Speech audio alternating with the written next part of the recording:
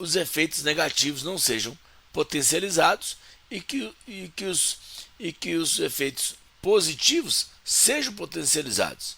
Então o que a gente tem que fazer? No nosso assunto principal é família. Se o Senhor não edificar a casa, em vão trabalhos que edificam. Não adianta nada trabalhar com outros meios, com outros objetivos, se você não estabelecer um bom trabalho. Agora, quando eu falo isso, gente, eu quero deixar bem claro, isso é muito além do que a religião. Eu levo meus filhos para a igreja. Não, isso é muito pouco. Isso faz parte, né? Porque ensina o menino no caminho que deve andar e quando estiver velho não se desviará dele. Indiferente da religião, você leva para algum lugar, você dá uma direção para ele. Agora, a direção, como é que a gente dá a direção? A direção que a gente está andando, ensina o menino no caminho. Não pode ser aquela ideia antiga, né? Faça o que eu falo, mas não faça o que eu faço. Porque eu sou grande, porque eu posso. Gente, isso é muito perigoso. É claro que tem coisa que a gente realmente, adulto, pode fazer e criança não pode, adolescente não pode. Mas a maioria das coisas, tá? Eu espero que todos entendam quando eu falo ensinar o menino no caminho que deve andar, isso é muito além de religião. Por quê? Porque senão você cria pessoas problemáticas para o futuro. E o maior desafio dos pais é esse, é criar cidadãos honestos, éticos, cidadãos que vão influenciar para o bem. Como alguém disse, né? Nós preocupamos com o mundo que vai ficar para meus filhos, mas poucos se preocupam com os filhos que deixam para o mundo. Então, às vezes deixam filhos traumatizados, filhos machucados, filhos abandonados, filhos deprimidos, filhos cheios de transtornos causados pelos próprios pais. E, na maioria dos casos, eu creio que na maioria dos casos, os pais não fizeram isso consciente. Foi inconsciente. Por quê? Do jeito que a gente recebe, é normal, do jeito que a gente recebe, a gente passa. Então, o que a gente aprende com a nossa família, né, de origem, né, é o que normalmente estabelece a próxima geração. A não ser que o Senhor edifique a sua casa, edifique a sua família. Então, a minha família de origem, sempre me amou, sempre me apresentou o melhor que eles tinham, o melhor que eles conheciam. Só que eu fui crescendo e eu descobri que eu poderia descobrir outras coisas boas e coisas ruins. E aí eu me preocupei em selecionar as melhores para apresentar isso aos meus filhos e aos meus netos, né? Que consequentemente viriam. Por enquanto eu tenho um só. Mas vamos ver se nos próximos anos aparecem mais alguns para a gente, né, dar prosseguimento à descendência. Mas tudo no tempo certo, tudo sem pressão. A gente trabalha muito isso aqui na minha família, de a gente trabalhar o momento de ter filhos. Eu tive filho muito novo, eu e minha esposa, mas não tem arrependimento também não, porque, assim, eu tenho arrependimento de não ter estudado bastante o assunto. Só isso. Porque eu não estudei o assunto. Eu já falei isso várias vezes, várias lives, tá? Assisto, gente, as lives. Cada live tem um detalhe a mais, tem uma experiência a mais, tem uma informação a mais, que é importante para você e selecionar aquilo que se aplica. Tem coisas que eu falo hoje que não vai aplicar a todo mundo, vai aplicar a alguns, mas a da semana passada aplica a você, mas não aplica o outro. É normal isso. Então, eu sempre falo isso, olha, eu casei aos 19 anos. Não é problema casar aos 19. O problema é não estudar o assunto a empreitada que você está assumindo. Mas você casou muito novo. Gente, tem gente que casa com 40 e o casamento não dura nem um ano. Tem gente que casa com 50 e é a mesma coisa. A média de divórcio de segundo casamento é maior do que a média de divórcio de primeiro casamento. Não sei se você entendeu bem, assim, a média de divórcio do primeiro casamento é, por exemplo, 55%. A média está assustadora. É muita gente separando mesmo. Aí a pessoa casa a segunda vez, a média é de divórcio de 65%. Quer dizer, é mais ou menos assim, ó, a cada pessoa que divorcia do primeiro casamento, chega a cada 100 casais, 60 separa ao longo dos anos. No segundo casamento, de 100 casais, 65 divorcia. Quer dizer, o problema não é o casamento, é a pessoa. Só que a pessoa não entende isso. Eles vão casando, recasando, casando, recasando, até encontrar a pessoa certa. Mas não é isso, gente. Você tem que estudar o assunto. Eu não estudei o assunto quando eu casei. Aí, vários sofrimentos que eu tive, e minha esposa teve, minha família teve, e meus filhos tiveram, que não tem necessidade.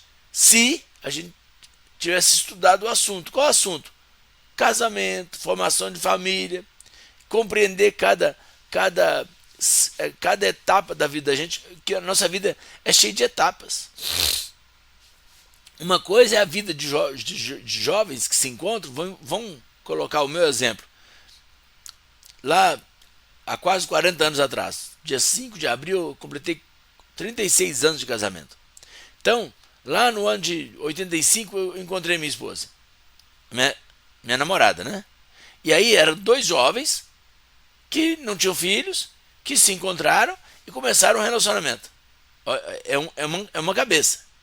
Daí a um ano e pouco, a gente já estava casado. Daí, uns 2 anos, a gente já era um casal recém-casado com uma criança. Gente, muda completamente. O período de namoro com o período de recém-casado sem filhos com uma criança pequena. Gente, é completamente diferente, a vida mudou. Só que a nossa cabeça não muda rápido assim.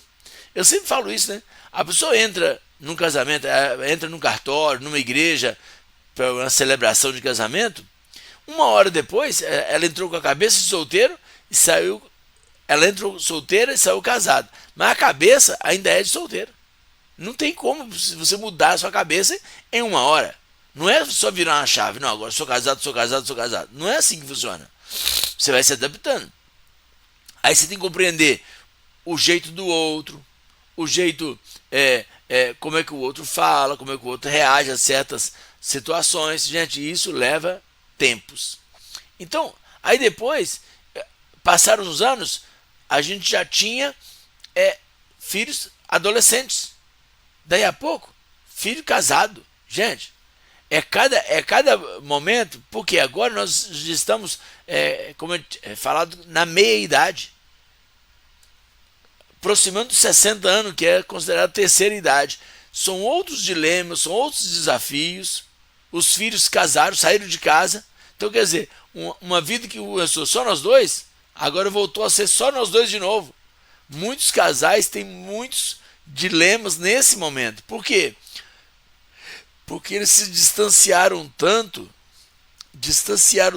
que agora eles não se conhecem. Tá vendo como é que o negócio... Cada etapa tem que ser estudada. Então, cada etapa tem que ser estudada. Quanto antes você aplica isso, toma um cafezinho, um chazinho.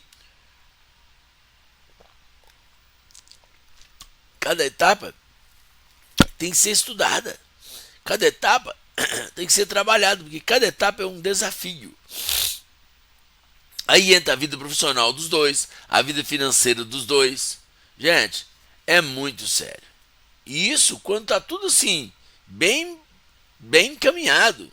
Porque surgem lutos no meio dessa caminhada para alguns. Surgem divórcios no meio dessa caminhada para alguns. Surgem doenças crônicas para algumas famílias, né, nessa caminhada. E isso tudo aumenta ainda o desafio. Por isso que é tão importante, eu peço tanta gente aqui, ó, você que está assistindo, você tem filhos, incentive seu filho a se inscrever, ou pelo menos de vez em quando, uma vez por semana, fala, ó, uma vez por semana, assiste uma live lá qualquer, uma delas. Olha um assunto que te interessa lá no canal e assiste uma. Ou chama o seu filho para assistir com você, chama sua filha para assistir com você, chama o seu marido ou sua esposa para assistir com você. Um dia põe a família, fala, é meia hora só, vamos assistir juntos aqui, para a gente ver se ele fala alguma coisa que serve para nós ou não. Gente, não vai te arrancar um braço, não vai te arrancar um rim. É só despertar o interesse para sua família. Porque olha só, você porque isso aqui não é um canal para falar de religião, é para falar da vida. A religião faz parte da vida de alguns, não é a vida de todos. Mas os princípios são eternos, os princípios eles podem ser aplicados na vida de qualquer pessoa, indiferente de religião, indiferente de raça, indiferente de idade, indiferente de posição social, indiferente de qualquer coisa. Os princípios são eternos. Por exemplo, o que é um princípio eterno? Se você plantar, você colhe. O que é eu plantar? Qualquer coisa. É um princípio. Qualquer coisa que você plantar, você vai colher. Então você sabe disso. Primeiro, é um princípio eterno. Se eu plantar, eu colho. Consequentemente, se eu não plantar, eu não colho. Aí você já aprende bastante coisa. Depois, tudo que eu plantar, eu vou colher. Quer dizer, a qualidade da minha semente vai determinar a qualidade da minha colheita. Então, às vezes a pessoa fala comigo assim, mas sua família é assim. Gente, mas é porque eu preocupo com a minha família. Eu foco na minha família. Tem coisas que eu deixo em segundo plano. Por quê? Porque eu no meu entendimento, família é prioridade. Então eu prefiro abrir mão de alguma coisa que eu quero, que eu sei que é bom, mas que no longo prazo, para mim, não vai fazer sentido. Por exemplo, Salmo 127, versículo 2. Inútil é levantar cedo, dormir tarde, comer pão de dores, ou seja, trabalhar de igual um louco. A pessoa trabalha, ela faz um monte de coisa, só que no final das contas, né, ao longo da vida, ao longo de 10, 20, 30, 40, 50 anos, o que sobra? Sobra a família. Por quê? Porque você nasce de uma família e termina no meio de uma família. Porque o que é família? Talvez você está aí pensando assim, mas minha família, eu já nasci só eu e minha mãe.